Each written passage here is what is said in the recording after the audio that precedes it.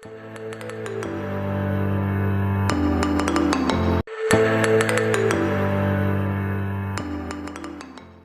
8 chemistry will start with the discovery of atomic nucleus. There is a British physicist in 1911 that Ernest Rutherford discovered that nucleus is present at the center of the atom. While performing an experiment to find the arrangement of the proton and electrons inside an atom, the model is known as nuclear atomic model. So Rutherford did the alpha scattering experiment.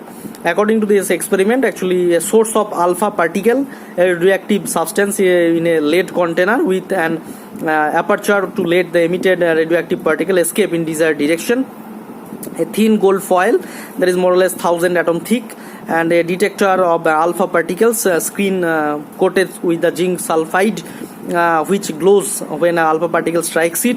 Rutherford placed the thin gold foil surrounded by a zinc sulfide coated screen in the path of the alpha particle positively charged, that is helium ion, and bombard the gold foil with the alpha particles.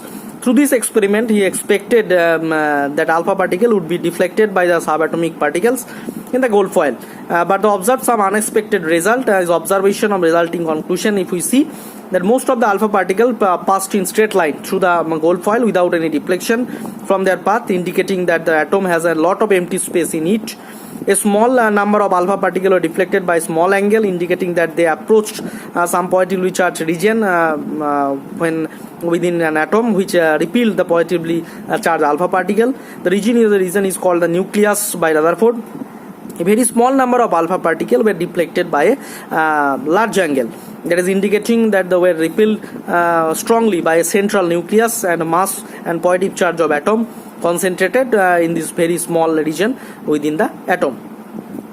So now Rutherford model of atom, if we see that according to his experiment, an atom has a positively charged region in the center that is called the nucleus, which consists of proton, that is positively charged particle. All the masses of an atom is concentrated in its nucleus. The size of nucleus is very small as compared to its size of its atom.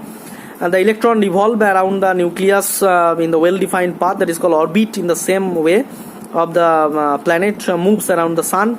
The electrons and nucleus are together by a strong electrostatic force of attraction.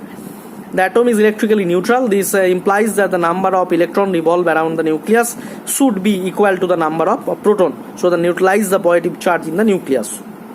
Now, what are the different drawbacks of the Rutherford model of atom? If we see, his model actually failed to explain the exact arrangement of the electrons in an atom and thus the stability of the atom.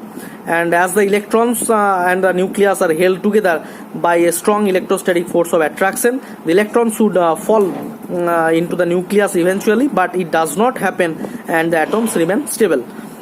So these are the different drawbacks of the Rutherford. So here also you will see some diagram also for that purpose. So today up to that, next we will start with another topic.